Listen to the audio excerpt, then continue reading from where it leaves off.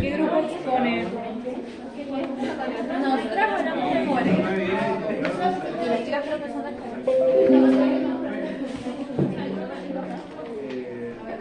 La REA.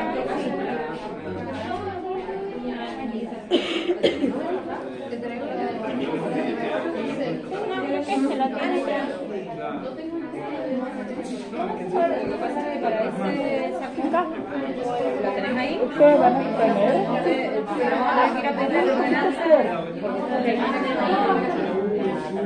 Pero ella sabe mandar un mensaje. No. Necesitamos el cable de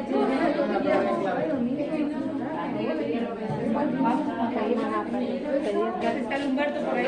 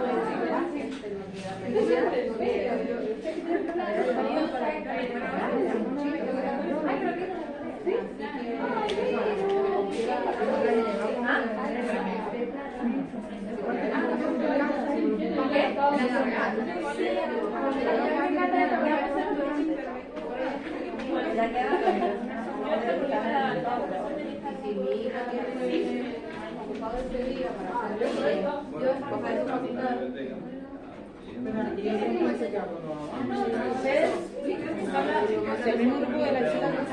Sí, nos quedó eso la semana pasada y ya lo pegamos con una niña. Creo que me prestaste. Sí, por Trate de vuelta.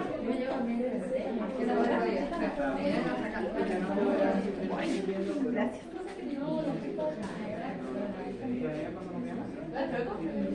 Bueno, mientras las compañeras se preparan, ¿quién tenía que exponer el capítulo 1 es Heller? ¿Están preparadas? Sí. Van después Heller, ¿sí? ¿Y quién tenía que exponer el capítulo 2? ¿Está el grupo Roselor, Rivera? Bien, pasan a la próxima, ¿verdad?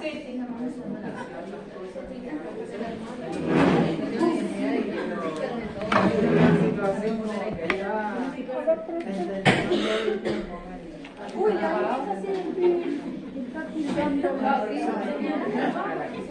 ¿cómo de lo pesada?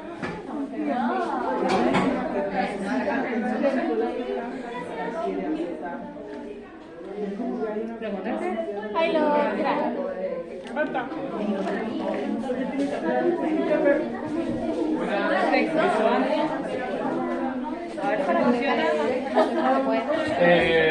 ¿Qué es lo que necesitas transmitir? Porque última te puedo pasar un pendrive. Bueno, sí, es para pasar un power. Claro. Dos power distintos. ¿Te parece si usamos un pendrive? Este es el que tengo. Fíjate si anda, porque yo también estaba usando con un pendrive, pero no me lo tomaba.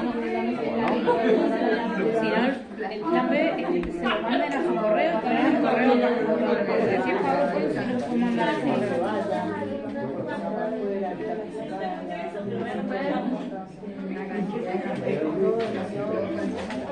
¿Sabes dónde tenéis los power? ¿Los puedo buscar? A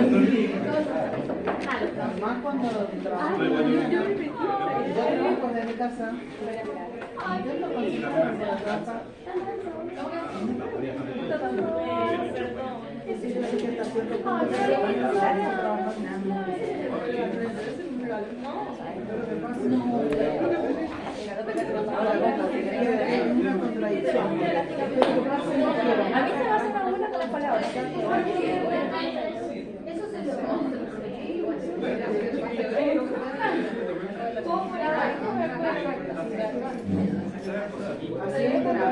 lo Aquí tengo la varita del mar.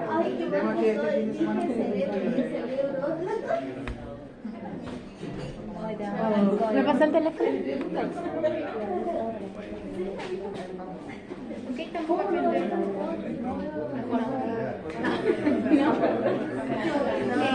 No sé, eso también, mínimo la tengo. No, porque era se dijo con los horarios. No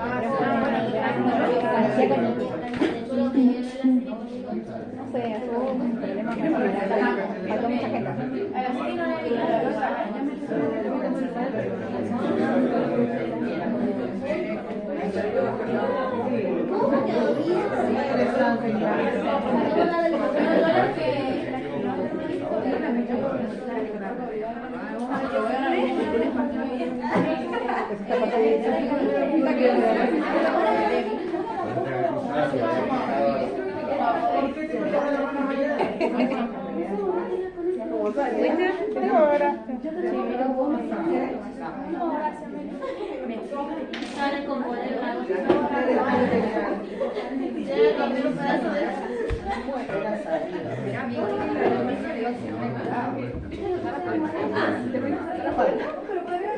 ¿Tiene más después?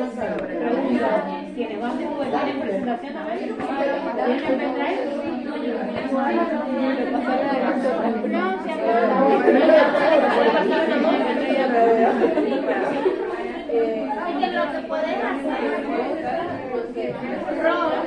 no, si ya lo estoy pasando al pendrive acá. Pueden descargar en PDF y lo paso.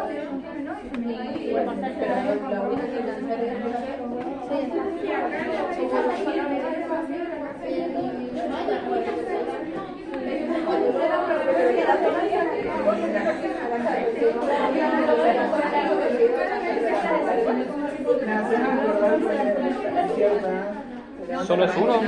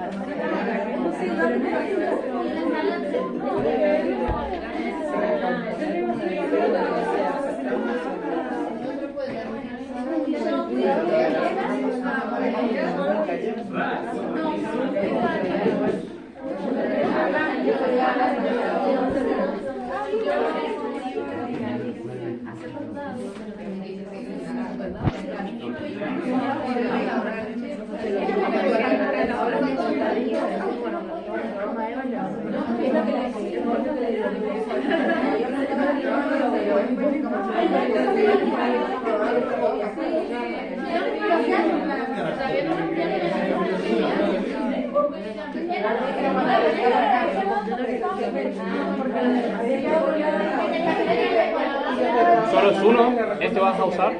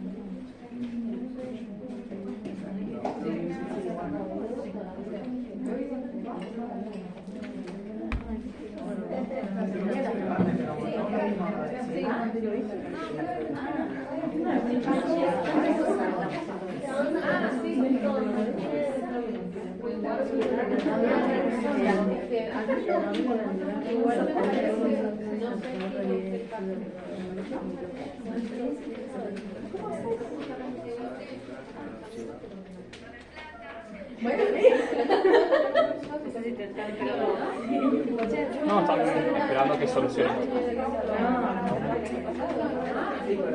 Sí, todo bien.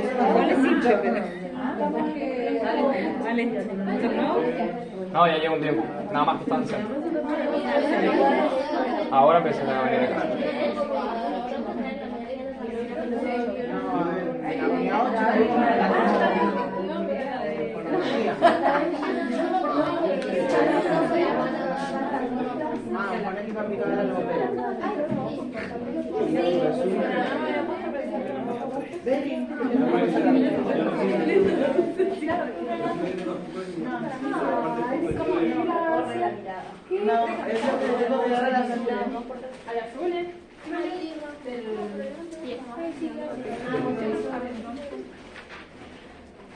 Nunca se lo puede pasar.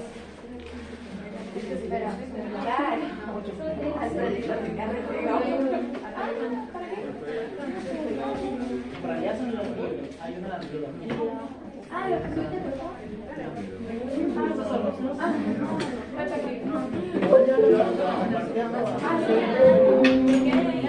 Tenía de todo. Ahí hay un libro de arqueología, una antropología. ¿Cuál es el que vamos a hacer? Pero la antropología es muy y está relacionado Voy a dejar la mano, ¿sí?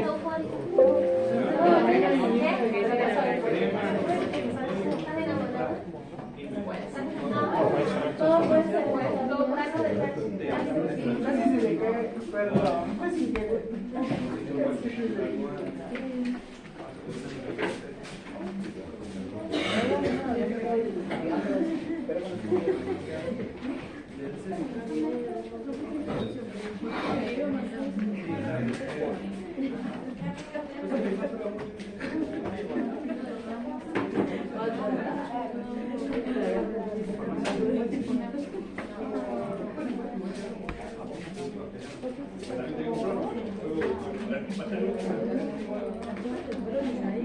¿Cuál era el que quieren pasar ahora?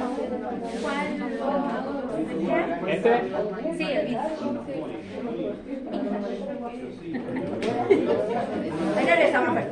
Ahí estaría. Me llevo el vendré. Cualquier cosita, me pegan un grito. Bueno, vamos. Vamos a escuchar a la compañera, porfa. Ya no tocamos la cara. Ahí, desde ahí.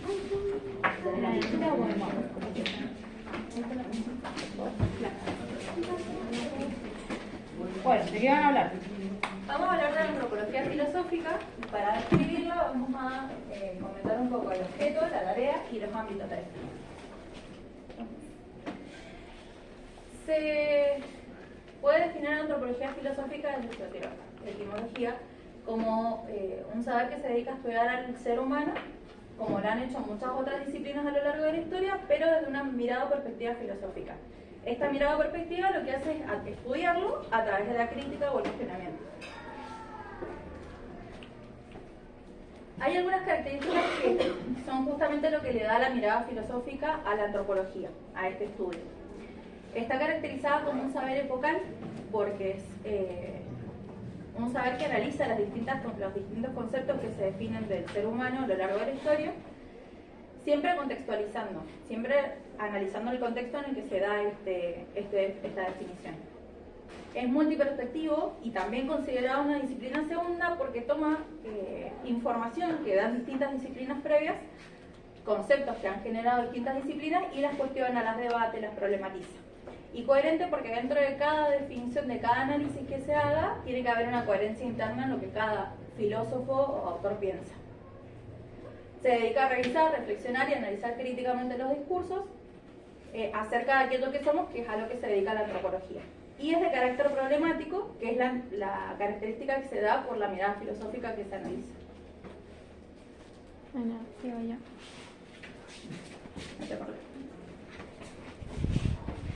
Voy a hablar sobre la problematicidad.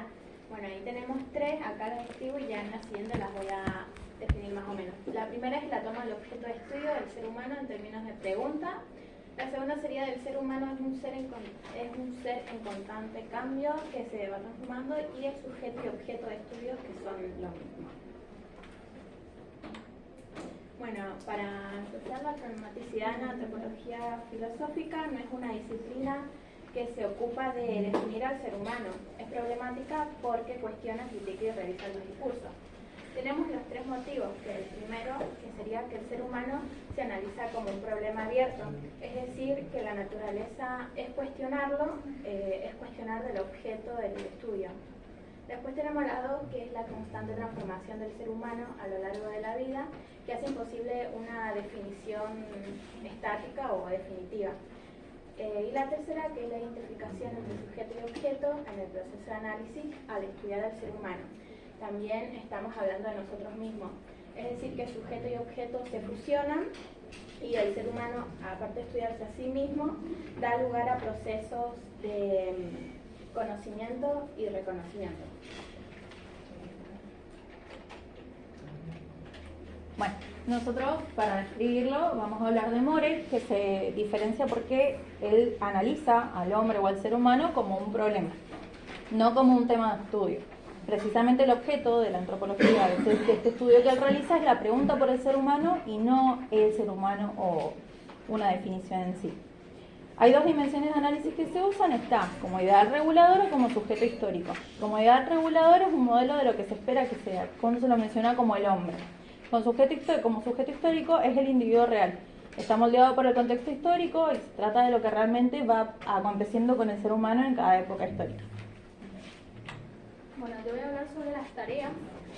Una de las tareas es cuestionar y desnaturalizar el concepto del hombre, en donde la antropología filosófica no se ocupa de estudiar al ser humano como si fuera una entidad fija y natural, sino que plantea al hombre como un problema. Se trata de revisar discursos y mitos que han construido históricamente el concepto de hombre. Reflexionar sobre la relación sujeto-objeto. Al estudiar el ser humano, el investigador se enfrenta a un doble carácter, en donde el ser humano es simultáneamente sujeto y objeto de estudio. Esto implica conocer al hombre, que al conocer al hombre también es un proceso de autoconocimiento. Realizar y redefinir conceptos relacionados.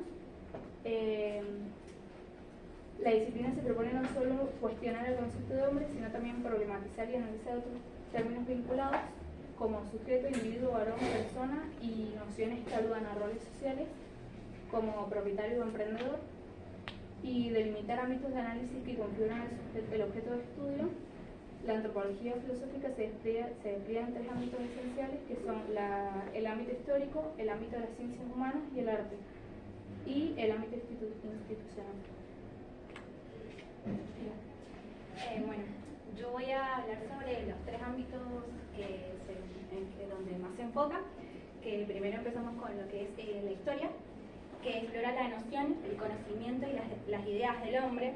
Se trata de entender cómo los seres humanos van construyendo sus modelos de vida. Por ejemplo, todo aquello que nos ayuda a entendernos mejor como personas desde el arte y desde las ciencias humanas. Luego tenemos las ciencias humanas y el arte, que son espacios donde se expresan y construyen las formas en las que nos entendemos como sujetos, que trabaja, que habla y que pertenece a la cultura. Por ejemplo, cómo nos vemos como parte de la ley, o sea, en ser un ciudadano con derechos, o en el trabajo como empleados. Luego tenemos las instituciones contemporáneas, que es el Estado, la educación, la salud, los medios de comunicación y las redes sociales, que lo que hacen es proponer discursos y modelos sobre lo humano. Nos dicen en cómo deberíamos actuar en la sociedad, por ejemplo, o sea, qué tipos de modelos producen, como ser el buen ciudadano, el trabajador ideal. En todos estos ámbitos hay modelos e ideas del ser humano que se transmiten y circulan en diferentes instituciones. A partir de estos modelos, lo que hace es que se construyen y se producen sujetos que pueden ser jurídicos, políticos, laborales. Bueno. Muy bien. ¿Preguntas? Conclusiones. Bueno, y como conclusión final, lo hicimos que fue, pusimos en que la filosofía antropológica busca analizar cómo el concepto de hombre es como ideal regulador, se refleja en las instituciones y discursos que moldean a los individuos como sujetos históricos y sociales, destacando su papel en la transformación cultural y personal. Bueno,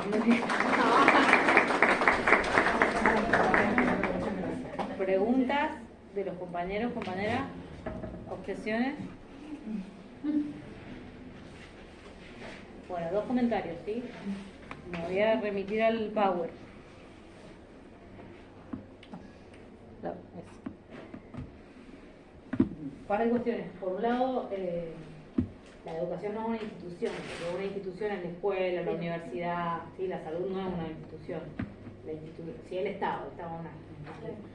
La salud no es la institución, el hospital, o el Ministerio de Salud, o la Secretaría de Salud Pública, o el organismo. Sí, la institución es quien oficialmente produce normas, ¿sí? Y establece normas, prácticas, hábitos respecto de un ámbito como el de la salud o el de la educación. Entonces, una institución no es la salud o la educación, eso por un lado. Tenerlo en cuenta. Y un poco decían, no sé si, digamos, puede ser que provenga del mismo texto, pero para que lo tengamos en cuenta. En las instituciones contemporáneas circulan modelos de ser humano, eso está bien, es cierto, pero ahí hay que tener en cuenta las dos cosas. Circula también el sujeto histórico concreto. Digo, si hacemos la distinción entre el sujeto histórico y el ideal regulador, que hacían referencia antes, en las instituciones circulan las dos cosas. El ideal regulador, sin duda, no sé, como decía, un sujeto jurídico ideal, pero también circula el sujeto histórico concreto. En el hospital, entre comillas, tenemos tanto el profesional ideal, pero tenemos el sujeto histórico concreto, que es el que nos atiende, y a veces no lo atiende de la mejor manera, y a veces como paciente también hay un modelo que circula, y está el sujeto histórico concreto, que es el que nos encontramos, con todas sus dificultades, que no son solo las de la salud, sino que son las económicas, la del nivel educativo, la de la violencia estructural, etcétera, etcétera, ¿sí? No sé, tengo un amigo que era médico, me decía, cuando estás en la guardia no solamente te encontrás al que viene enfermo o accidentado, te encontrás a alguien que te viene y te amenaza, tienes que llamar a la policía, porque ese sujeto paciente ideal que veíamos en la facultad no es el que nos encontramos en la guardia los sábados en la noche o el domingo en la madrugada. Digo, para que veamos que no solamente se tensa en el modelo, que es lo que circulan son sujetos históricos concretos en cualquier institución. ¿Estamos? Y algo más, que esto lo voy a mencionar porque es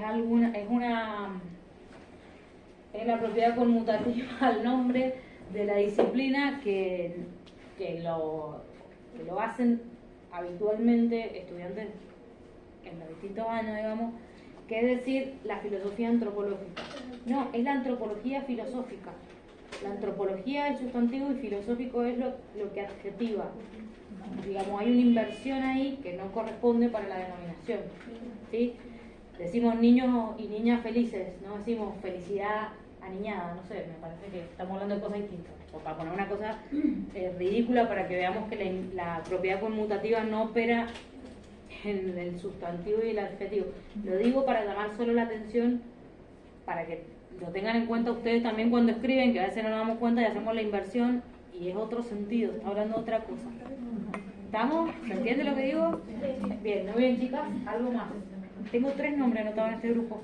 Dígame quiénes son. Larrea, Malvesi, Adamo, Castro. porque si no después no le va a figurar la nota. Bueno, muy bien. Un aplauso para los compañeros.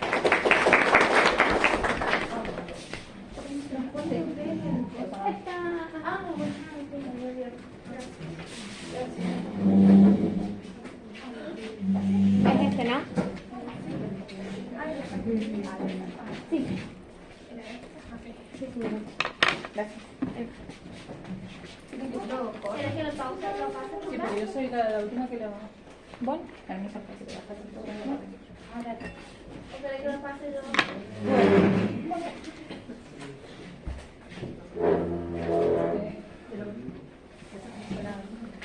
¿Quiénes? Son ellos. No, son ellos. Ah, porque digo, otra vez tengo 3 nombres. La Vicky solo es buena. Buena compañera. Acércate la silla, Vicky.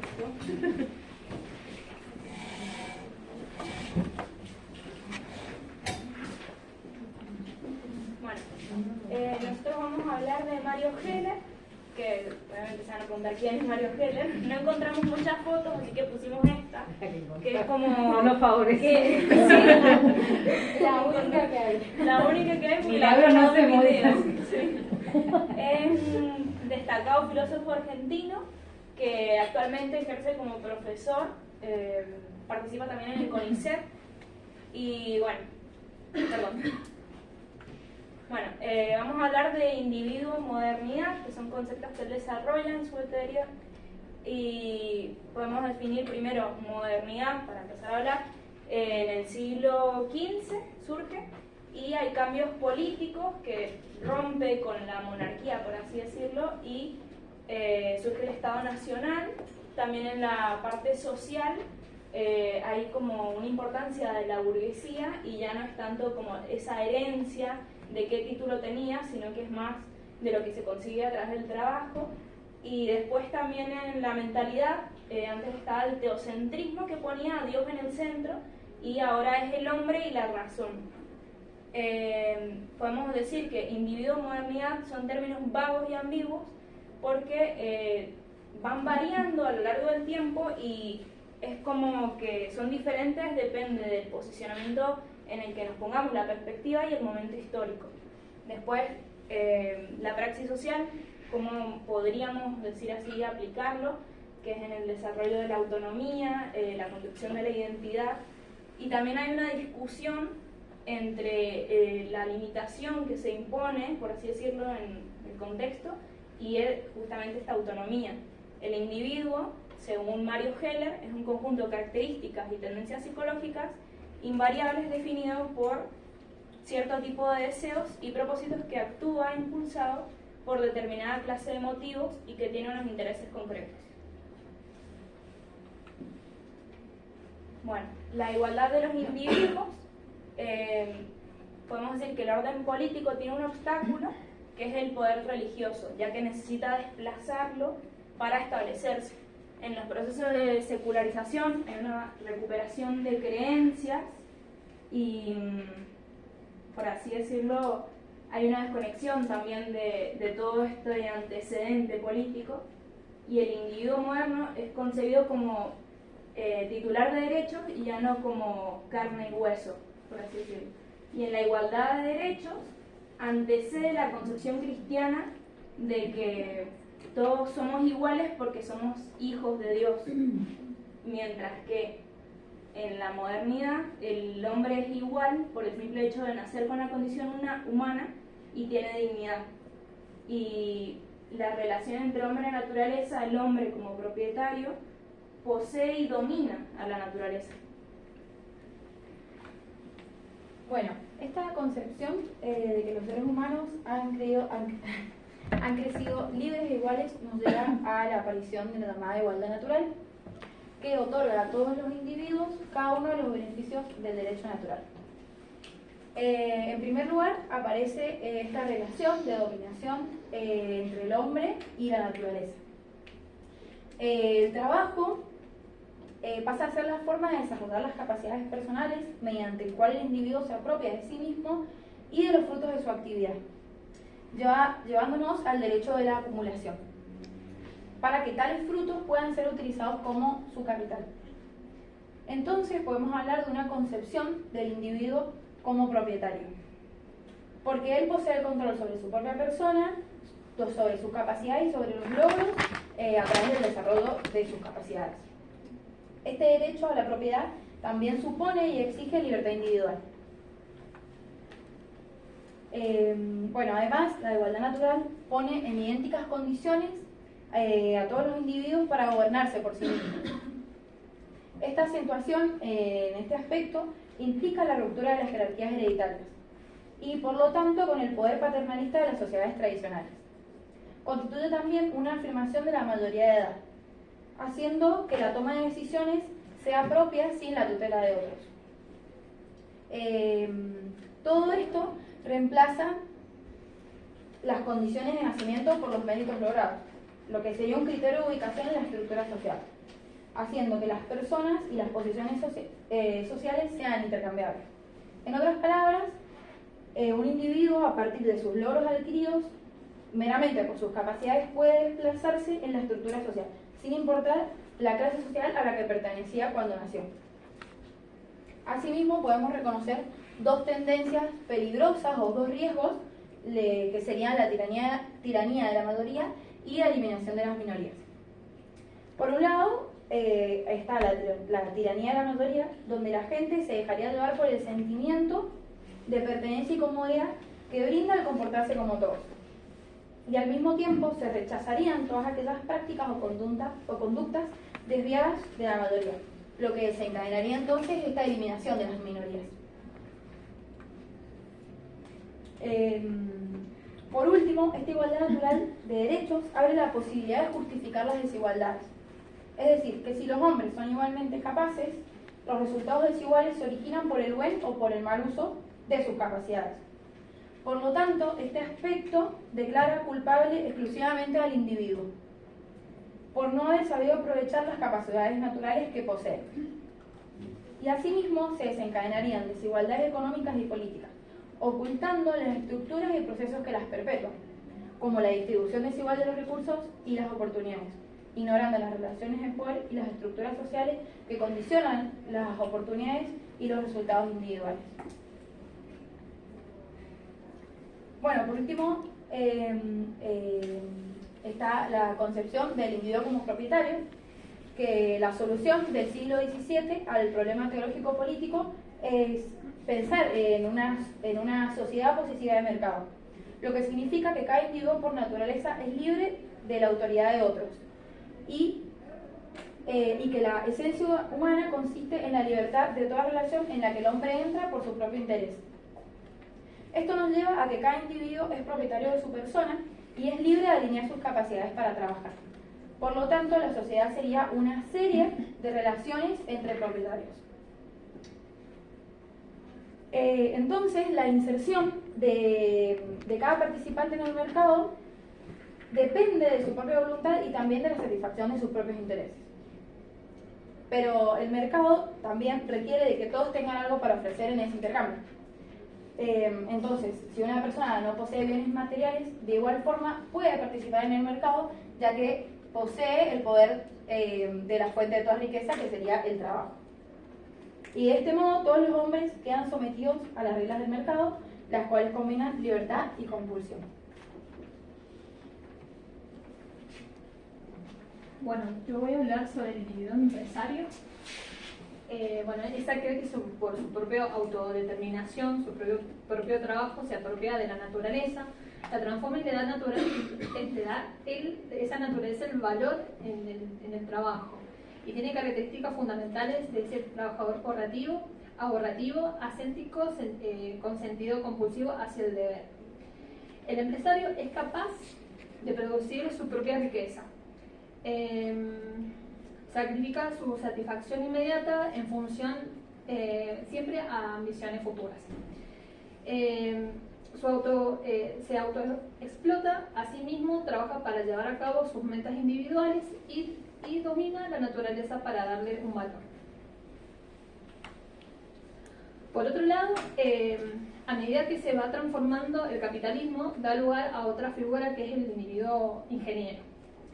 Cuando el capitalismo empezó a convertirse en capitalismo monopólico y capitalismo mundial, esta idea del comerciante individual o emprendedor comienza a perder protagonismo porque termina siendo absorbido por el sistema económico, que no le permite competir en igualdad de condiciones frente a los monopolios de mercado, y el individuo deja de ser justamente este empresario que pretende valerse de sí mismo y tiene que incorporarse dentro de este sistema económico mundial. Por eso el individuo deja de ser empresario de sí mismo y tiende a estar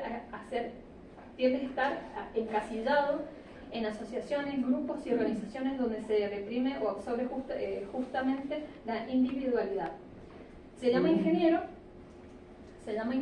porque lo que hace es ajustar a los engranajes o forma parte de esa gran maquinaria del capitalismo, en el cual él cumple una función necesaria para ser funcional. Muy bien. Sí.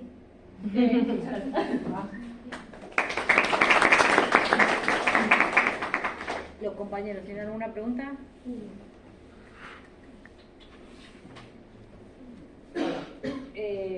Avanzaron más a lo que llegué con la clase, ¿sí? Sí, Porque avanzaron al final, hasta el final del capítulo. Sí. Está bien, digamos, pero, o sea, porque la teoría yo debía haber avanzado más en la clase. ¿Qué dificultades encontraron ustedes con el texto mismo? Porque seguramente al tener que leerlo también, obviamente que aún con la mediación de la clase, ese texto tiene su complejidad. Digo, ¿qué dificultades encontraron? Porque podemos reflexionar sobre eso y para que les sirva a los demás que todavía no han leído ese texto, si es que hay alguien que no lo ha leído todavía, que lamentablemente supongo que serán muchos de los presentes y de los ausentes.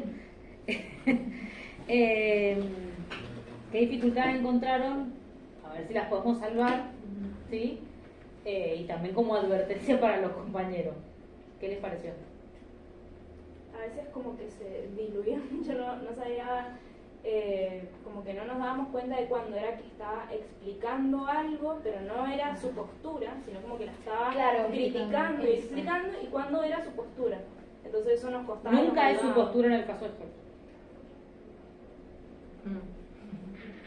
¿Sí? Eso como ayuda para cuando ustedes abordan ese texto, no el caso de otros textos. En este caso, el texto lo que hace, podríamos decir, una reconstrucción que por momentos es descriptiva, ¿sí?, de la concepción de individuo moderno, con todas las características, con todos los ingredientes, con todas las situaciones que él va reconstruyendo, ¿sí?, con las descripciones, con las definiciones conceptuales. Pero en el fondo siempre hay un distanciamiento crítico de esa posición en el caso de Heller. Lo que pasa es que a veces la filtra esas críticas tan disimuladamente que uno no alcanza a identificarlas como críticas. ¿Sí? Eso es importante lo que están diciendo las compañeras, porque efectivamente lo que puede pasar es que si no lo leamos como que él está proponiendo eso también. En realidad lo que está haciendo es criticándolo.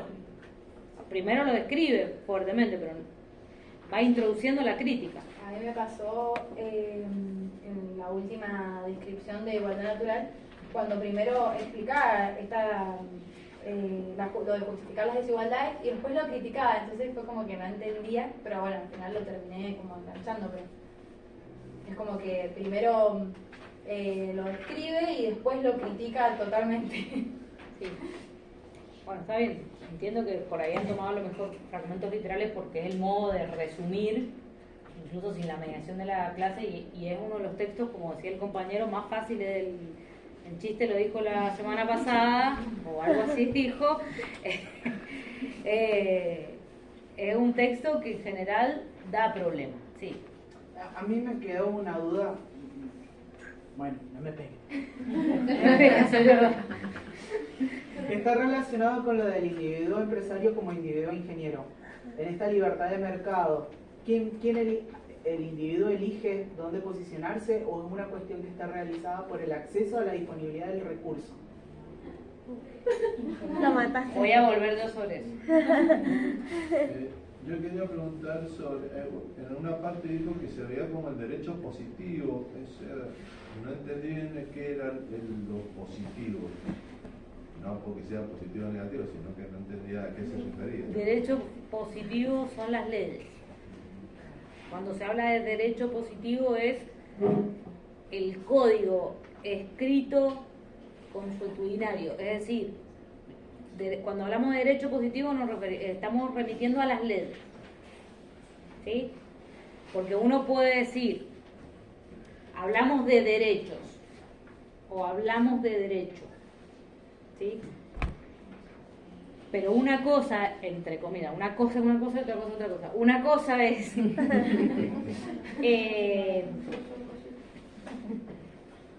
la declamación de un derecho y otra cosa es la declamación de un derecho en términos sociales, por ejemplo.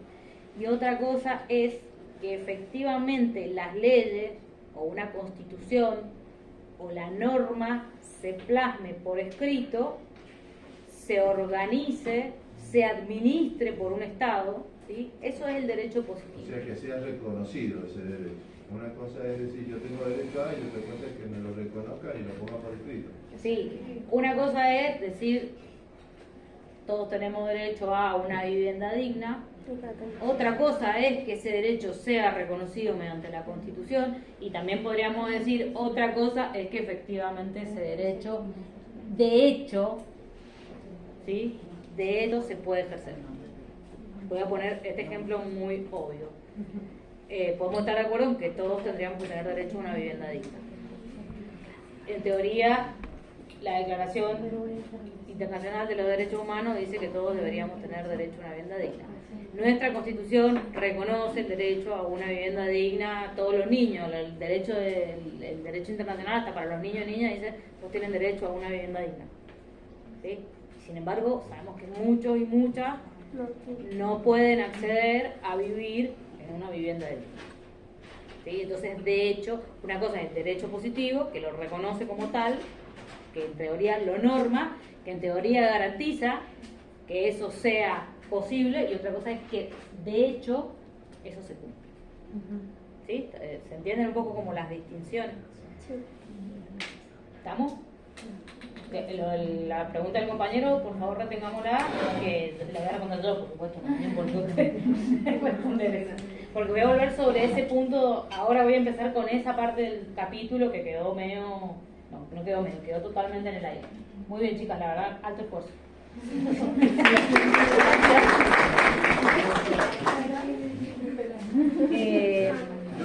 Una pregunta, sí. Los trabajos que los alumnos exponen, ¿los vamos a tener a disposición?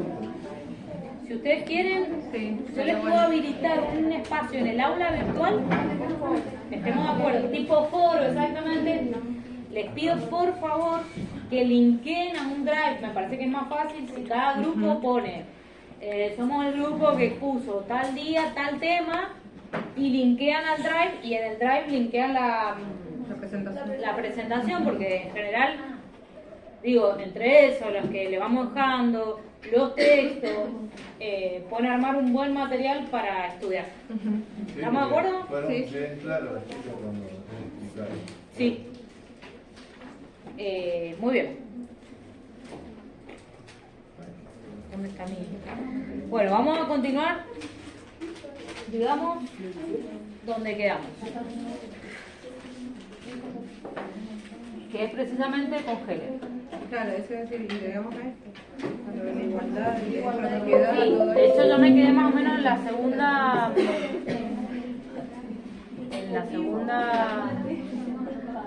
¿Estos quieren que los borre de acá o lo dejo en la computadora de la facultad? Para quienes pusieron. ¿Es mi pendrive el verde? No, acá es mi pendrive esto. El chico lo copió al. El chico lo copió al escritorio de la máquina de la facultad, por eso. Si les molesta que alguien lo curiosee, yo lo puedo eliminar ya mismo. Bueno, vamos con lo que estaba. No, el chico trajo un pendrive, no está el de ustedes. No sé dónde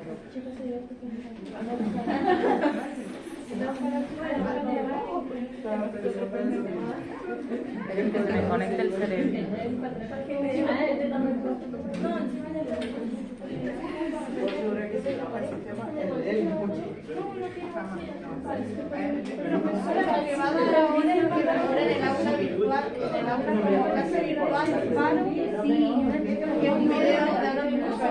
Ahí le digo.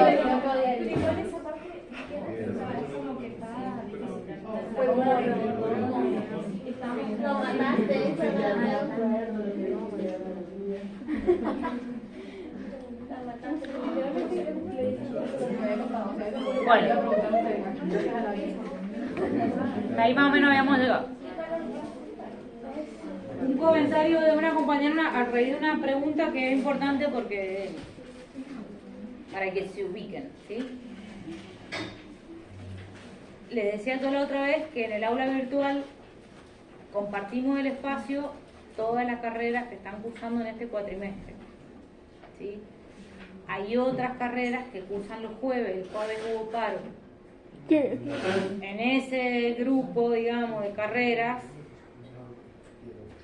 no tuvieron la clase, entonces le han subido una clase virtual que vendría a más o menos, no me he fijado qué le subieron, pero debería... Hablamos sobre género, individuos, Claro. de nacimiento. Probablemente es lo mismo que más... Bueno, van a ver que si es una clase virtual que da otra profesora o otro profesor, decimos más o menos lo mismo de una manera muy distinta. Entonces, igual si quieren, pueden ver ese tema, esa clase virtual como reforzamiento. En el caso de ustedes, como no hicimos paro, no hace falta, lo vamos a ver en las clases, pero si alguien lo quiere usar también de material de estudio para cruzar cosas, nunca está de más. ¿Quién nos evalúa, profe? Pregunta difícil.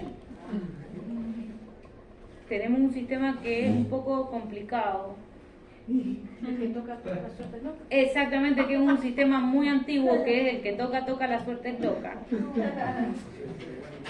Yo trato, y en esto tengo que decir la verdad, yo trato de apropiarme de los exámenes de las personas que cursaron conmigo. Cuestión que no siempre es fácil, porque hay muchas cuestiones del azar, que supone que, por ejemplo, no sé, si un día se le ocurre presentarse a 50 de terapia y 3 de otra carrera, y yo no voy a corregir los 50 exámenes mientras el otro profe corrige en 3, porque vamos ayudándonos. Y hay otras veces, yo nunca doy en intelectuales, y sin embargo hay veces que se presentan 20 intelectuales y termino corrigiéndole a los de intelectuales. Y en teoría, eso, digamos, en teoría, le da cierta objetividad a la corrección, digamos, porque en teoría todos damos los mismos temas, ¿sí? Obviamente que hay estilos distintos de dar la clase, etcétera, etcétera, pero en teoría cualquiera podría evaluar cualquier cosa porque todos sabemos los mismos temas, los profes, ¿sí? Obviamente que yo en general tiendo a querer corregir a los que cursaron conmigo, pero no siempre es posible. ¿Sí? Esto es para que lo tengan en cuenta. Como es escrito, la verdad, que lo que está en el papel está en el papel. No hay mucho para ayudar, digo. Claro, o sea, no es que si yo corrijo, de hecho me ha pasado a veces que me he dicho, esta persona ha venido 50 veces a consulta, cursó conmigo, bueno, alcancé a agarrar ese examen. Un poco, en teoría también cuidamos el orden de que vamos corrigiendo en el orden que entregan. Atendiéndome a todo eso, igual a veces agarro algún examen sabiendo de quién es, y me ha pasado que a veces lo tengo que desaprobar. Y digo, me hubiera dejado que lo corrigiera otro y por lo menos no me siento culpable. Pero bueno, pasa, a veces pasa. Y es parte de la tarea, no sé. Digo, es parte de la tarea de digamos, cuidar la objetividad dentro de lo que uno puede ser objetivo en la corrección. Si hay algo ahí escrito y está bien, digo. Y si hay algo que no está respondido, no está respondido, no hay con qué hacer magia, digamos. Porque efectivamente a veces cuando tenemos duda, digo, esto en términos de confesión, tenemos duda con un profe, decir, che, mirá, acá en este caso, no sé si le corresponden 15 o 20 puntos porque está muy al límite, porque no sé qué, lo revisamos entre 2 o 3 ahí mismo para estar seguros de que estamos corrigiendo lo mejor posible. Digo, en los casos límite donde están entre un 5 y un 6, donde se juega un desaprobado, por ejemplo. Entonces ahí, en general, lo que hacemos es, cuando estamos, es decir, lo revisamos entre los 2 o 3 profes que estamos y nos quedamos tranquilos que estamos siendo objetivos y no porque conocemos, porque les tenemos cariño, porque los queremos ayudar, porque toda la pelota que ya saben ustedes. ¿Se entiende? Bueno, lo siento mucho. Y además, no sé si no lo favorece que le corrija a otra persona. No lo sé, no pondría las manos en el fuego ni por mí ni por nadie. Vamos a donde estaba. Voy a intentar un poco retomar, no sé si voy a responder tu pregunta, pero si no, la volvés a presentar y la revisamos. Como bien dijeron las compañeras, y si uno sigue el hilo del capítulo primero del texto de Heller, hemos estado viendo que un poco plantea el problema de la relación individuo-modernidad, empieza mencionando lo que implica la afirmación de la igualdad de todos los individuos y las consecuencias que se derivan de esa afirmación de la igualdad, ¿sí? Y a continuación, Heller también lo que va a empezar a hacer es diríamos, describir lo que él mismo llama las figuras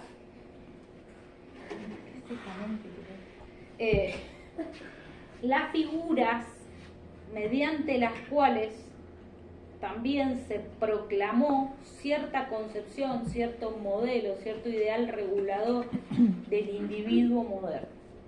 Dicho de otra manera, primero lo que hace es describir la importancia, por supuesto, problematiza la definición de individuo moderno.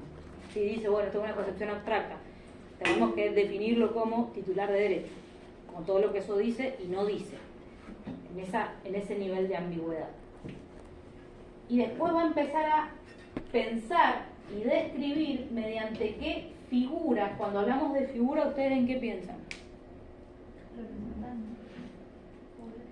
Representantes, muy bien, ¿qué más? Pero el concepto figura, ¿qué es una figura? Una forma. Es una forma. ¿Qué forma toma? ¿Sí? ¿Qué es una forma estrictamente también? No sé, voy a poner por lo que para mí es una figura. ¿Qué es una figura? No deja de ser una abstracción respecto de lo que sí podemos ver reflejado en lo concreto, una formalización de algo concreto, ¿sí? ¿Cuál es la primera figura que él va a describir? La de el individuo como propietario, o dicho de otra manera, la definición del individuo como propietario. ¿Qué significa? ¿Qué consecuencias tiene? ¿Sí? Y como dijeron bien las compañeras, si uno presta atención, él dice, esta figura se deriva de la noción misma de individuo en la modernidad. ¿Sí? Y podríamos decir, la modernidad, hemos dicho, empieza en el siglo XV aproximadamente, pero sobre todo en las teorizaciones del siglo XVII se va a avanzar en la definición de individuo como propietario, y eso implica también una definición de la relación individuo-sociedad planteada en términos muy específicos o muy particulares o muy singulares. ¿Sí? Esto es, ¿qué relación se teje a partir del siglo XVII entre individuo y sociedad? ¿Cómo se piensa la relación individuo-sociedad? ¿Qué tendemos a pensar? ¿Que siempre se pensó igual? No. Lo que tenemos que hacer es comprender que a partir de la modernidad también se postula un modo de relación entre los individuos y un modo de justificar el surgimiento de las sociedades. ¿Sí? Precisamente, habíamos estado diciendo previamente, la concepción de individuo opera hasta hoy, ¿sí? Tiene sus implicancias hasta hoy. También la idea o la figura del individuo como propietario resuena, ¿sí? O incluso diríamos que en alguna medida se naturaliza hasta hoy. No todo el tiempo, no estamos pensando, ay, el individuo como propietario. Seguramente tienen otras cosas más interesantes en que pensar. Pero por ejemplo, cuando se habla socialmente de las personas propietarias, ¿sí? Hay una concepción de base de entender al individuo como propietario. ¿En qué se basa esa concepción? En la idea de que los individuos son, por naturaleza, libres de la autoridad de otros. ¿Sí? Por naturaleza. ¿Cómo? Serían neoliberales. No, los neoliberales siguen esta teoría. Es decir, es al revés en la relación, pero está bien lo que estás asociando. los individuos por naturaleza en la teoría política moderna del siglo XVII en adelante, sí, había dicho la semana pasada que la modernidad tiene una teoría fundamental que va a justificar la concepción de individuo, que es la del liberalismo. ¿De acuerdo? Y considera que la esencia humana es, por tal, en consecuencia, la libertad individual. Pero la libertad individual es algo que tenemos por naturaleza, no porque nos es asignada por alguien o porque nos es reconocida por alguien, sino que así como se postuló la idea de igualdad natural, se habla de libertad natural. ¿Qué supone esto? Que naturalmente somos libres e iguales entre los seres humanos y que todo reconocimiento que asigne un Estado, por ejemplo, debería ser consecuencia de esa igualdad y de esa libertad natural. En esta teoría, esa libertad natural que todos tenemos, naturalmente, además, solo tiene el límite, que lo dice el sentido común, más común y no repensado. ¿Cuál es el límite de la libertad individual natural? La libertad del otro. La libertad de los otros. ¿Sí? Bueno, ese sentido común proviene de esta teoría.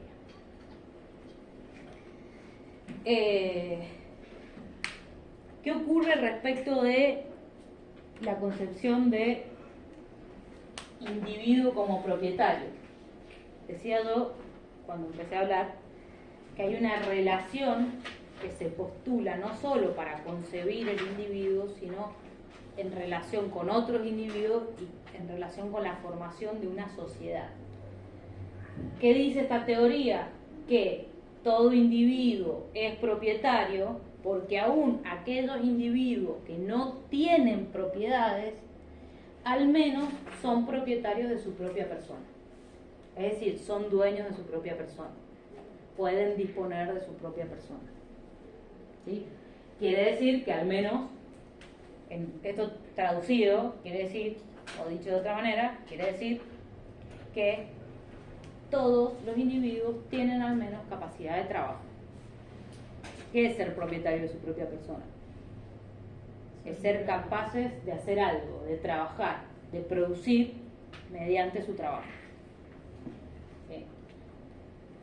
¿Qué implica esto en la relación con la sociedad? La sociedad es entendida, es comprendida, es definida como una serie de relaciones entre propietarios. Si cada individuo es propietario, las relaciones sociales son relaciones entre propietarios. Eso que parece, bueno, que no generaría a lo mejor tanto ruido, tal vez hasta ustedes piensan que es así, implica que las relaciones sociales se definen en términos de relaciones mercantiles. ¿Qué significa hablar de relaciones mercantiles? De intercambios. Sí, ¿qué es una relación mercantil? Una relación de intercambios, pero ¿qué tipo de intercambio? Comercial, de bienes y servicios. ¿Qué más dijeron por ahí? Beneficio económico. De beneficio económico. ¿Qué más? Sí, porque además en general, digo, uno puede pensar el intercambio como un simple intercambio, pero en general una relación mercantil es un tipo muy específico del intercambio. ¿Sí? De dar a alguien para recibir a alguien. Sí, eso es un intercambio, dar y recibir en la teoría. Pero en general en las relaciones mercantiles hay además una compra y una venta. Hay una compra y una venta y hay, bueno, en las relaciones mercantiles modernas, a partir de la modernidad, también hay dinero como mediación, además, pero además hay en general, en las relaciones mercantiles hay un objetivo, un deseo, una búsqueda del lucro. Porque hay otro tipo de intercambio, ¿sí? Pero uno no va a la relación mercantil a cambiar papa por papa, ¿no es? Eso sería un intercambio poco feliz y sin sentido. Uno no saldría de su casa a cambiar papas por papas, salvo que fueran variedades muy distintas inconseguible, pero en general es raro. Poco frecuente y no es lo que ha sostenido las relaciones mercantiles, ni individuales ni internacionales. ¿Estamos de acuerdo en eso o no? Sí. Bien. Porque justamente hay intercambios desde que tenemos posibilidad de saber cómo fueron las relaciones entre seres humanos, ¿sí? Pero a veces tenían que ver con intercambios de pisos ecológicos distintos, ¿sí? O de necesidades distintas. Uno intercambiaba con alguien que hacía tejido porque uno producía verdura o fruta, o bueno, los intercambios pueden ser de muchas maneras, pero en las sociedades modernas diríamos, impulsa y también se vuelve, podríamos decir, modelo de las relaciones sociales, las relaciones mercantiles. Eso supone una relación, sí, de intercambio, pero sobre todo de compra y venta. Cuando hablamos de relaciones mercantiles, hay alguien que compra y alguien que vende, o son muchos los que compran y muchos los que venden. Por supuesto que para vender hay que tener algo para vender. Y para comprar hay que tener algo que ofrecer al vendedor, cosa que sabemos todos. Todos sabemos que además en las relaciones mercantiles, tal como se postula en la economía clásica, en las relaciones mercantiles, lo que regula esos intercambios es el precio. ¿El valor, decís vos? Sí, el valor, digo yo. Porque a veces no siempre es moneda lo que recibimos. A veces puede ser intercambio comercial, es distinto a un intercambio, pero un intercambio comercial puede ser que vos puedes intercambiar un producto en comparación a valor de otro producto de otro individuo. Pero vos podés, qué sé yo, ejemplo, podés entregar 3 toneladas de manzana por 2 cajones de tomate. Porque es una concepción en el sentido del valor comercial de repente de la zona. A ver, vos me decís, sí, es raro, pero si yo voy a Arabia, 2 cajones de tomate, te puedo asegurar que van a salir, no sé si 3 toneladas de manzana, pero por ahí va a andar, porque depende también la región, depende la zona, depende del individuo, depende de la sociedad. El intercambio comercial ese va a tener ciertos valores diferentes y desiguales según. Bueno, yo le voy a llamar precio, ateniéndome a otro modo de nombrarlo, porque justamente el precio de una mercancía le vamos a llamar.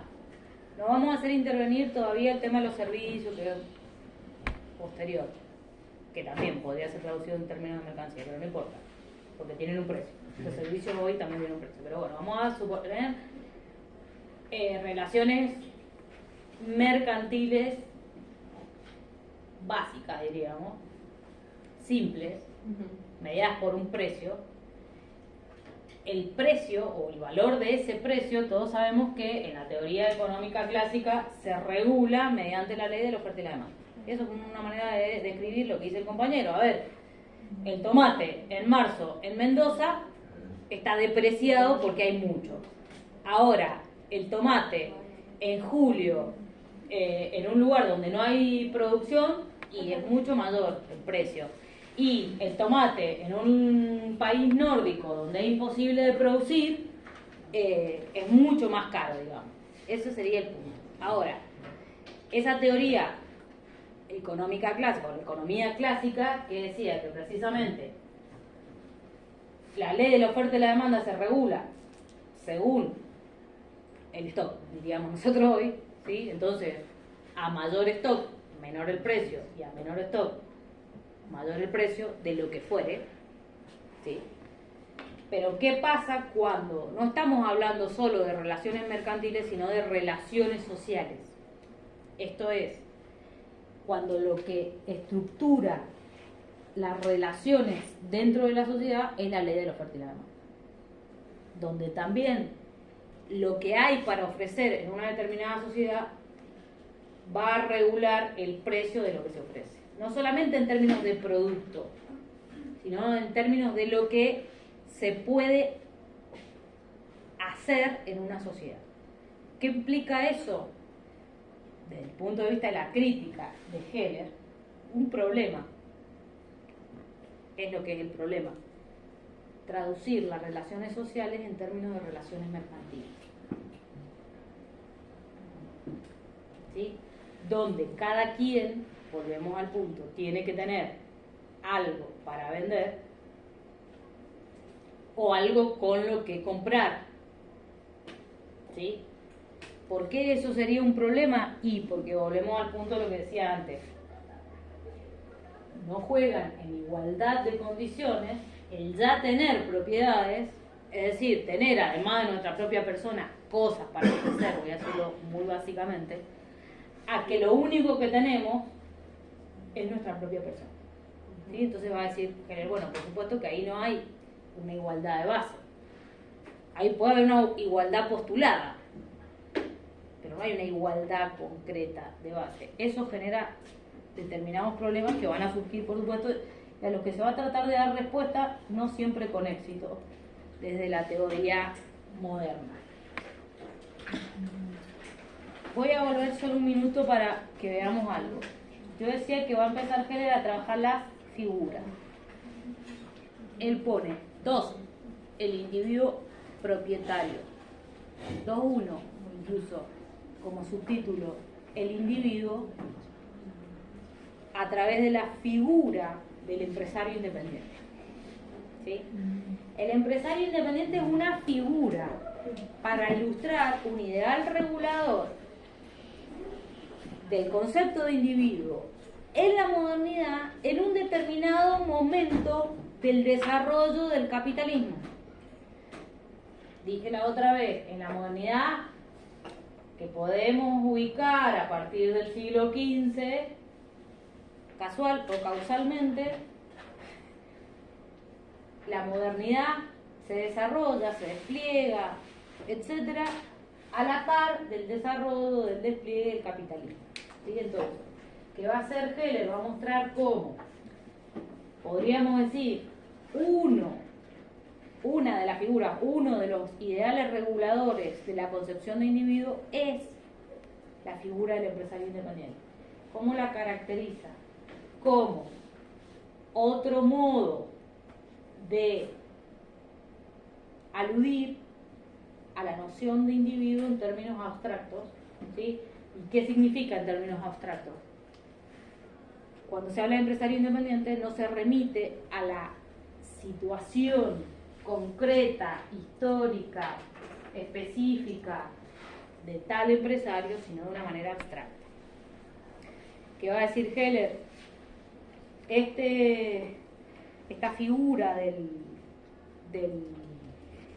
empresario independiente se caracteriza por ser, dice él, trabajador, ahorrativo, emprendedor, ascético, esto es lo mismo que nombraron las compañeras, con sentido compulsivo del deber. Es un modo de caracterizar esta figura, este ideal regulador, este modelo. ¿Qué es ascético? Muy bien, estoy esperando que alguien haga esa pregunta. ¿Qué es ser ascético? Como escéptico. ¿No? ¿Qué es el ascetismo? ¿Alguien sabe? ¿No? Está muy complejo lo que estoy preguntando. Mire, voy a ir como para que veamos la familia de palabras y a ver si lo entendemos. Las prácticas ascéticas,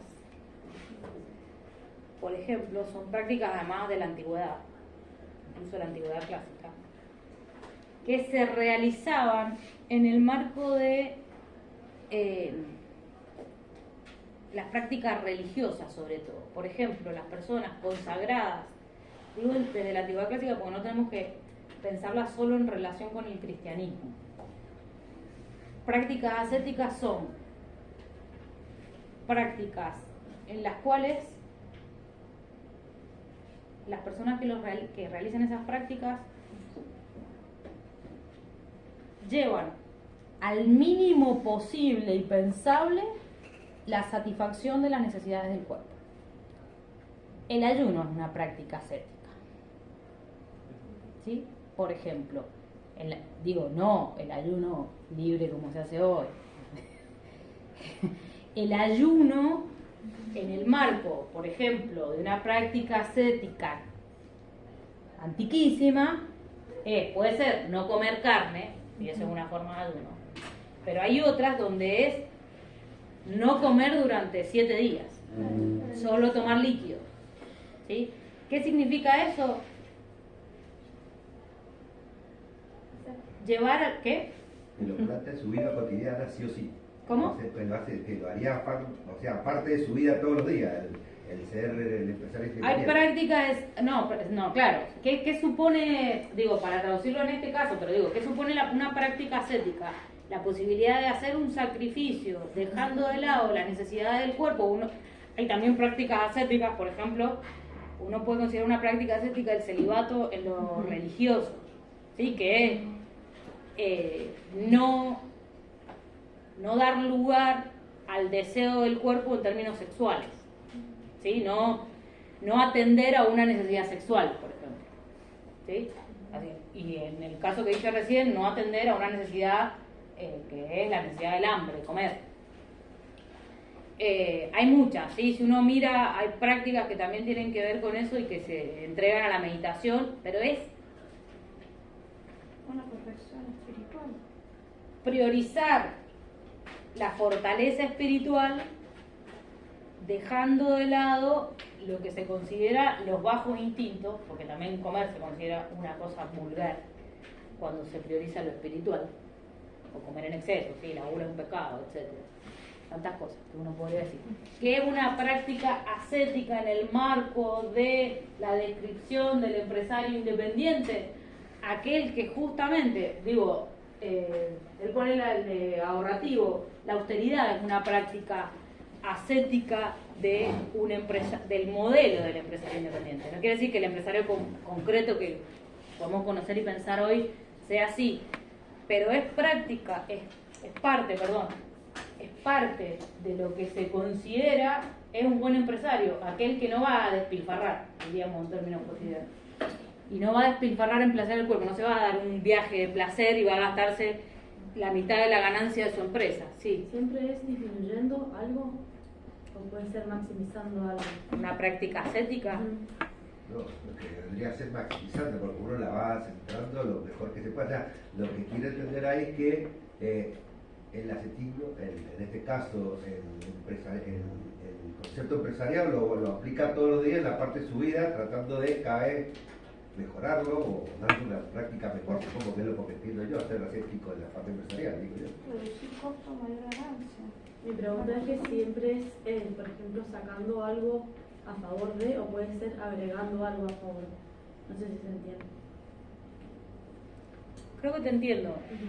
Porque, por ejemplo, al hacer ayuno, no comer o disminuir mucho la comida en cierto aspecto, o ahorrar mucho en cierto aspecto, también puede ser maximizando algo. Tiene las dos caras, si se quiere, porque evidentemente vos maximizar lo espiritual si disminuís tus necesidades corporales a lo mínimo y aprender a vivir y tener energía con lo mínimo, para poner el ejemplo de la práctica ascética que no tiene que ver directamente con lo empresarial. En ese sentido hay cierta creencia de que hay una potencialidad en eso, si no, no se haría. Depende de dónde se pone el foco, lo que es. Siempre la práctica ascética sí tiene de fondo una desproporción de la valoración, porque remite a la cuestión del cuerpo. ¿Sí? Insisto, esto es el ideal regulador, es en el ámbito de una figura ideal. No quiere decir que en realidad cada empresario independiente haya llevado prácticas ascéticas. No, pero se supone que si uno es un buen empresario, va a ser ahorrativo, va a ser trabajador, va a ser emprendedor, va a ser ascético, va a tener sentido del deber antes que el del placer. A eso se refiere Heller, ¿sí? Es el deber lo que mueve, no el placer, ¿sí? Hoy en día, por ejemplo, eso está mezclado. También un ideal regulador atiende al placer, el que se va al Caribe un mes al año y lo puede hacer y puede mostrar que lo hace. En ese momento no, porque los valores son otros, ¿sí?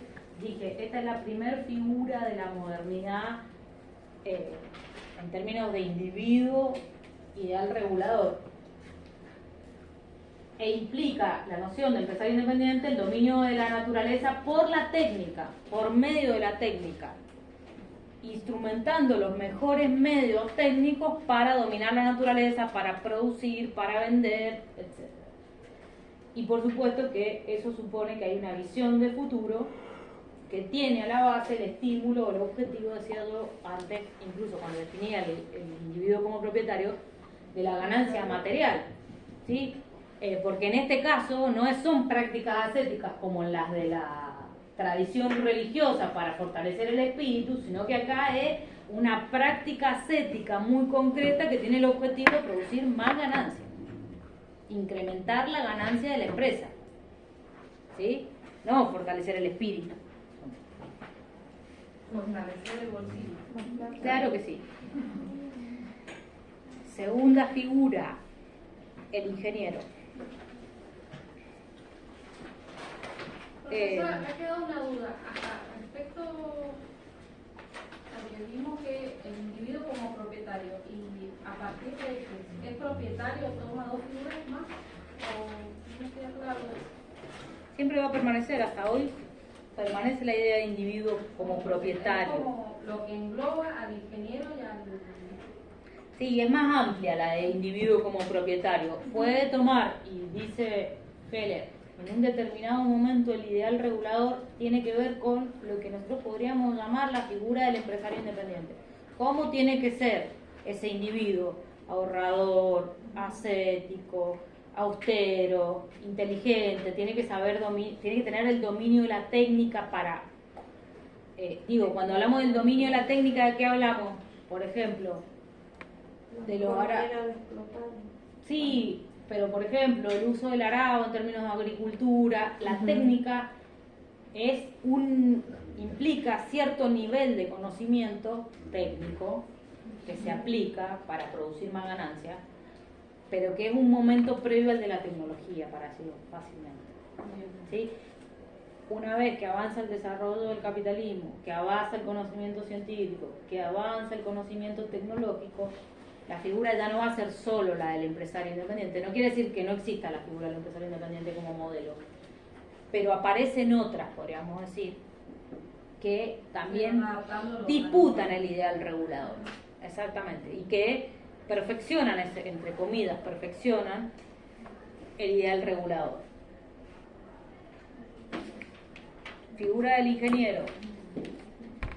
Dice Heller, el empresario pierde, a medida que avanza el capitalismo, pierde ese poder de regulación tan grande y empieza a figurar como más importante, como más concentrando la idea de lo ideal, la figura del ingeniero. ¿Qué cambia con la figura del ingeniero? Que responde a la nueva racionalidad del sistema productivo. Esto es, ya no solamente tiene que tener un conocimiento técnico, sino que tiene que equilibrar, ¿sí?, organización y centralización del sistema productivo que se va cada vez más industrializando a medida que avanza el capitalismo. Y que se va además industrializando, tecnologizando, digamos, a medida que avanza el capitalismo. Y que tiene que ver con lo que él va a llamar la etapa del capitalismo monopólico, ¿sí?, o la etapa de la concentración del poder económico en manos de monopolios y no solo ya en manos de empresarios independientes, sino monopolios. O sea que sería como la evolución del empresario. Exacto.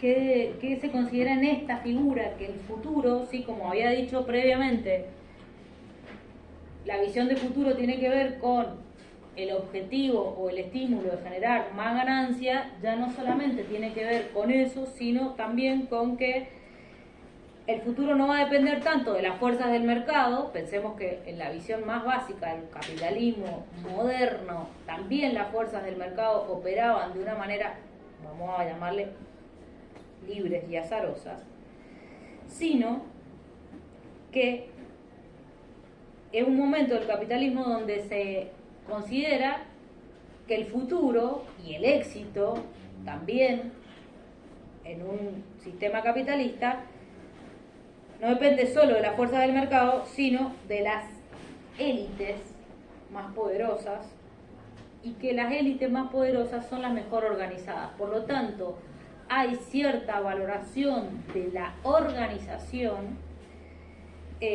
porque se entiende que el mercado funciona, opera científicamente. Por lo tanto, la figura del ingeniero viene a ser alguien que no solamente tiene un conocimiento técnico, sino que tiene un conocimiento científico que permite, diríamos, relacionar, articular eficiencia, productividad, no me acuerdo cómo sigue el... inteligencia planificada, las tres cosas. ¿Sí? No, que no me acordaba cómo estaba el Power, porque no estoy mirando mi Power. Esas, podríamos decir, son las grandes valoraciones de ese momento histórico que dice Heller, son los dioses de los tecnócratas. ¿Quiénes son los tecnócratas? Precisamente los ingenieros. De alguna manera es la figura que reemplaza a la del empresario independiente como símbolo, enfatizo, porque el ingeniero es aquel que tiene conciencia de su lugar en el sistema y es capaz de organizar en función de su lugar en el sistema. Es decir, hay una conciencia de la función, que es el ingeniero el que no solo sabe cómo funcionan las cosas, sino que cumple una función dentro del sistema. Él mismo, con conciencia de que cumple una función dentro del sistema. Y de esto deriva Heller una serie de críticas, podríamos decir que recupera una serie de críticas que desarrolla Horkheimer especialmente. Yo le he puesto ahí los números siguiendo el orden porque si uno presta atención al texto parece que es una tontera lo que yo he puesto acá, pero el texto tiene una numeración por algo, porque son cosas que se van desglosando del mismo. Las críticas de Horkheimer obedecen al 2.2 la figura del ingeniero.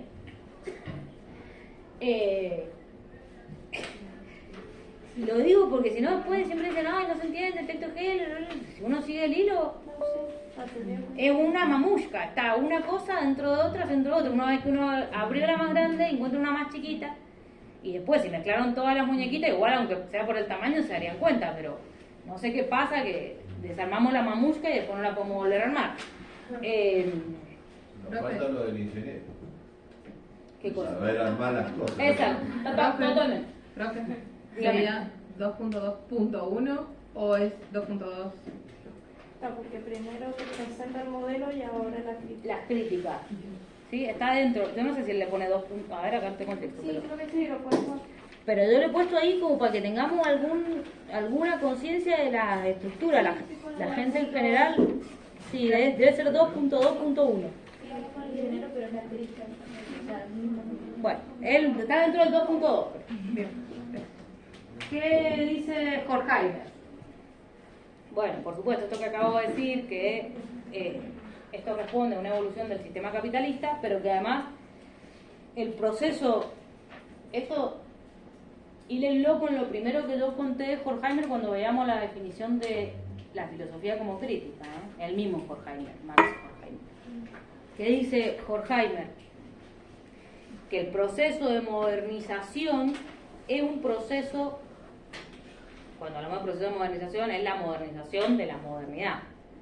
Que el proceso de modernización es un proceso irracional, porque en realidad no viene acompañado de condiciones para hacer cada vez más libre a los seres humanos, ¿sí? Esto es, ha habido modernización, ha habido industrialización, ha habido tecnologización, el sistema capitalista se ha perfeccionado infinitamente. Horkheimer es del siglo XX, pensemos que del siglo XV al XX han pasado 500 años, o 400 por lo menos, y que dice Horkheimer, la creación de las condiciones para la liberación humana de la necesidad, que en teoría es el objetivo de la modernización, no ha producido esa liberación. No produjo liberación. No somos más libres en el siglo XX, dice él, aun cuando hay un proceso de, sin duda, mayor conocimiento, mayor producción, mayor índice de ganancia, mayor acumulación, mayor capacidad de producción de alimentos. Pensemos, siglo XX, ni hablemos en el XXI, y sin embargo las personas no son más libres en términos de generar humanidad. Si uno mira esto podríamos pensarlo hoy. ¿Qué dicen las estadísticas hoy? ¿Cuántas personas todavía trabajan en condiciones absolutamente de violación de los derechos laborales muy básicos? ¿Sí? Y lo podemos ir a ver a las fábricas textiles muy lejos de nosotros, pero lo podemos ir a ver en algunas fincas muy cerca de nosotros, a pocos kilómetros. Dígame, licenciado. En el centro también. En el comercio, en algunas situaciones del comercio donde no solo no tienen reconocimiento de obra social, jubilación, etcétera, sino ni siquiera los horarios, la cantidad de horas. Ay, no me dejan, como me contaba una amiga, que no te dejan ir al baño. O sentarse. Exacto. A mí esta semana me mandaron, ayer, un texto que dice: el esclavismo comienza a revertirse cuando los ingleses, en franca expansión industrial, inician una vigorosa campaña para abolirlo. Es que el incipiente capitalismo tiene necesidad de evitar la competencia basada en la mano de obra gratuita. Además, el sistema de trabajo asalariado que genera ciudadanos con capacidad de consumo. Ya años antes, en 1633, el promotor de la Compañía de Indias Occidentales, Guillermo, sostenía: por lo mismo es que en las Indias se ejecuta la mayor parte del trabajo por medio de esclavos y cuestan mucho, trabajan de mala gana y mueren pronto a causa de los malos tratos de sus amos. Estamos seguros de que ha de sernos mucho más provechoso el uso de un pueblo libre. Además, el esclavo no deja otro provecho que su trabajo, porque yendo desnudo nada adquiere ni necesita de las industrias. O sea, somos más libres porque le viene bien para poder vender su producto. En esa versión parece que sí.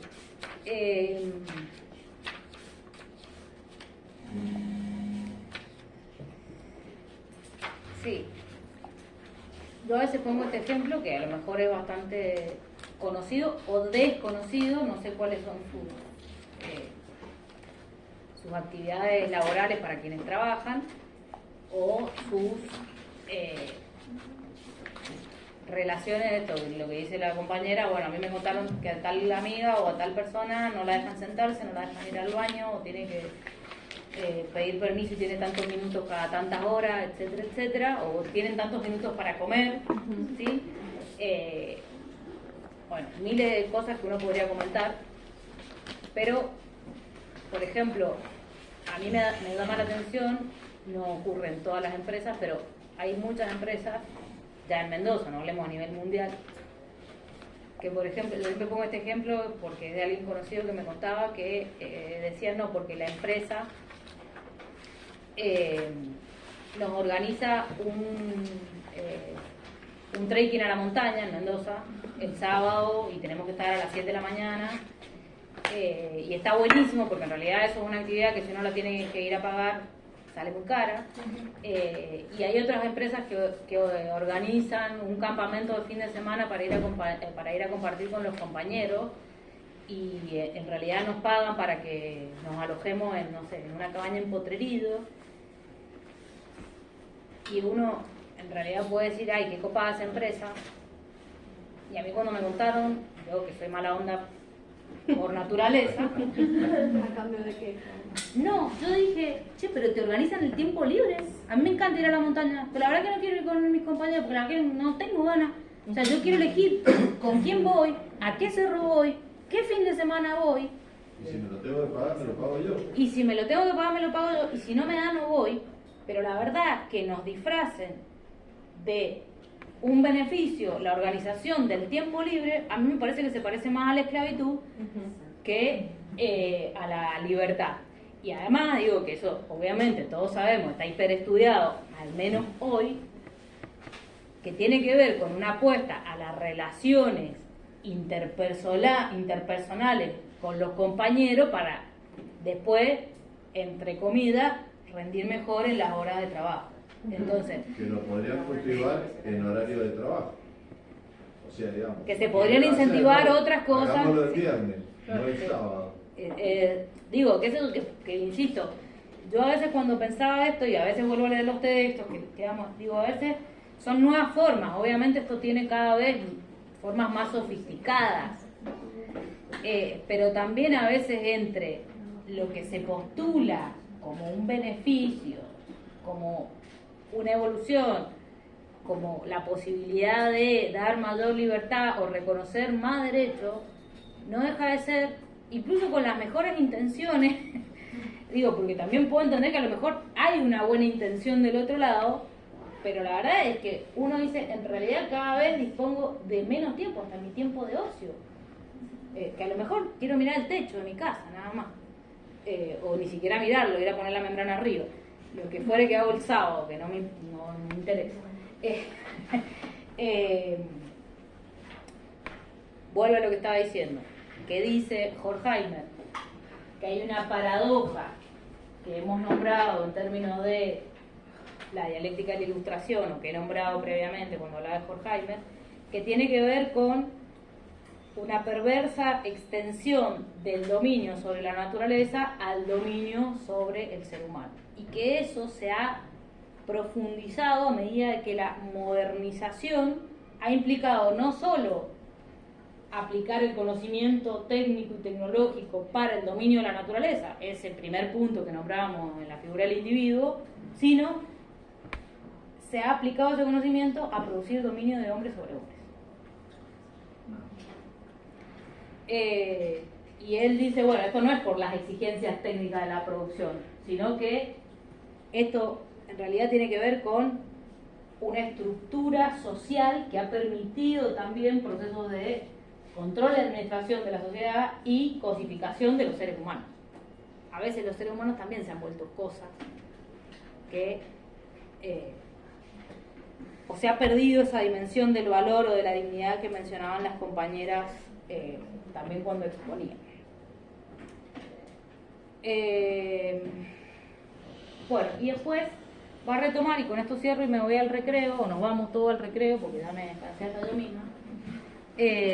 No, pues eso va a ser para después del recreo, pero sí va a retomar Heller otras críticas, no solo la de Horkheimer, sino la de otro autor que es Macpherson, que no lo he notado en el PowerPoint,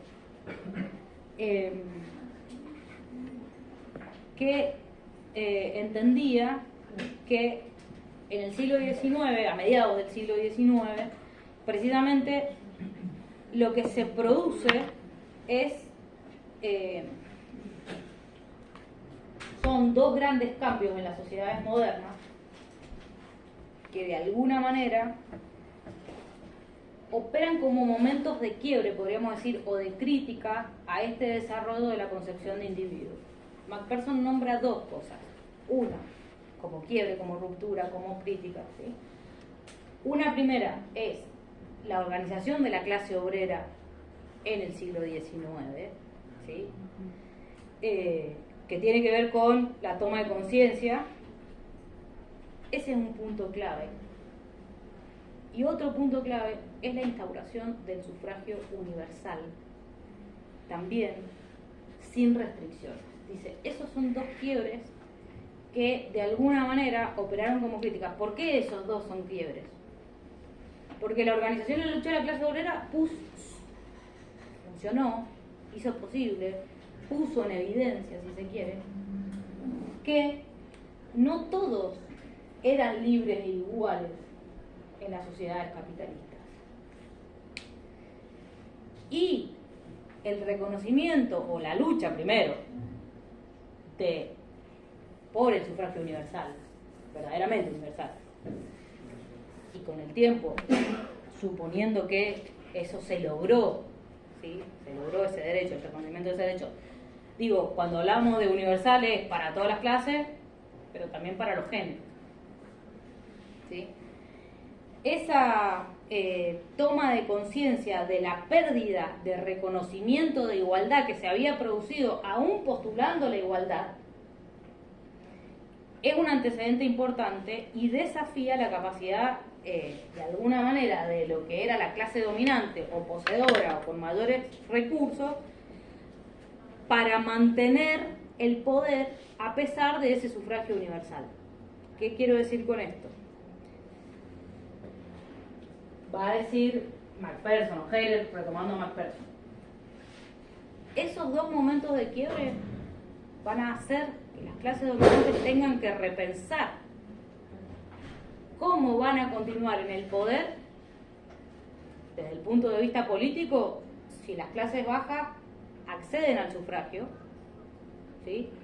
Por ejemplo, y cómo van a hacer para mantener cierto estatus de poder y cierta estructura socioeconómica si se logra el reconocimiento de los derechos de los trabajadores. Y cuestión que empezó a postularse o a ponerse en la agenda a partir del siglo XIX, pero también con mucha fuerza en el siglo XX. ¿Sí? Esa es la gran pregunta que se desprende de este momento histórico que está describiendo Heller en ese capítulo. ¿Alguna pregunta? Sería entonces cómo perpetuar el poder de mi ideología. No solo de mi ideología, en algunos casos tiene que ver con diríamos, un sector social, supongamos. No sé, depende de los países, esto cambia, ¿no? Y Heller lo enuncia de una manera bastante general. Si uno piensa ese problema en Europa no es lo mismo que en América Latina, ¿sí?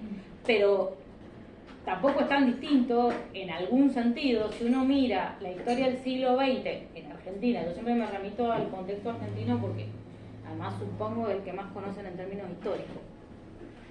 Tal vez una suposición errada, errónea. Si uno piensa, por ejemplo, qué supone en el siglo XX argentino los primeros gobiernos populares, ¿sí? Van, digamos, sostenidos, impulsados, con reconocimiento de sectores populares, ¿sí? Voy a poner Irigoyen o Perón, todo el revuelo que generó en Argentina, ¿sí? Eso ahí, digo, que uno lo puede pensar en términos muy concretos en Argentina, con toda la singularidad y la bolsa de gato que es el peronismo, no sé, todo lo que queramos decir, no es lo mismo el primer peronismo, el de Perón, ni el irigoyenismo, ni el segundo peronismo, ni lo que pueda ser llamado hoy día peronismo, bla, bla, bla, toda la singularidad histórica que podamos hacer, toda la salvedad histórica que podamos hacer.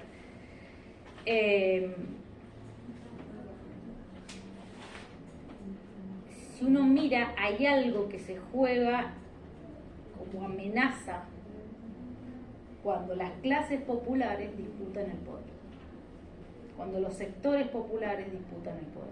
Lo digo en el caso argentino, eso es muy obvio. Si uno mira la historia de América Latina, eso es muy obvio. Si uno mira la historia mundial, eso es muy obvio.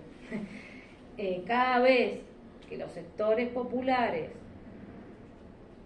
acceden al poder o tienen posibilidades de acceder al poder, los sectores no populares, diríamos,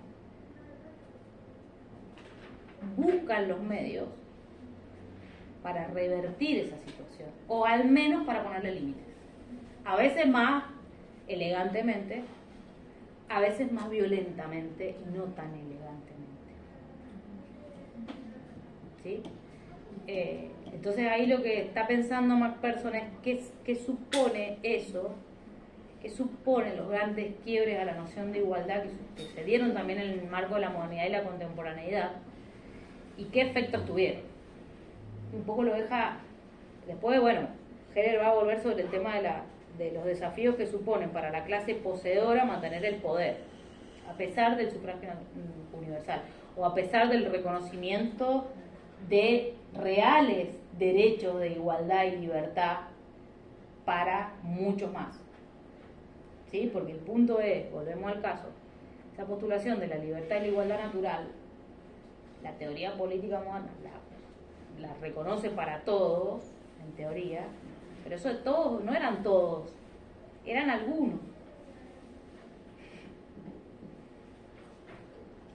Bueno, vamos al recreo. Tomémonos unos 15 o 20, ¿les parece? Y volvemos. 15 dicho. 16, 17 y medio. Bien, muy bien.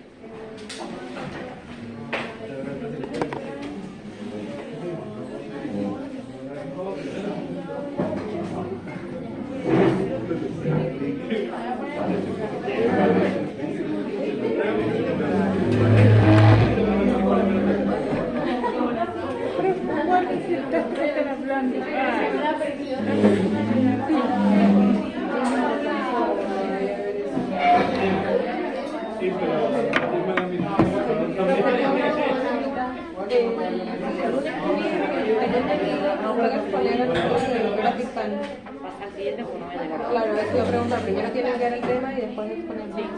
Pasarse a otro tema. Ahí